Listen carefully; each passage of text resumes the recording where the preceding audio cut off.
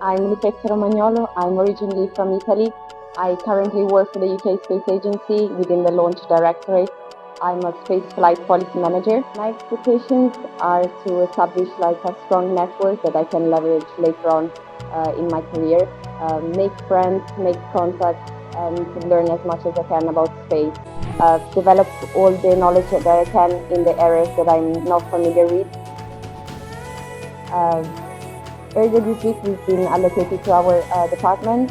I managed to get into the space engineering department, which is the reason why I joined, because I want to build my technical skills. We're having amazing teachers coming for our lectures, our core lectures, and it's just amazing to be inspired by such experienced people, share their knowledge, and having the chance to speak with them after class.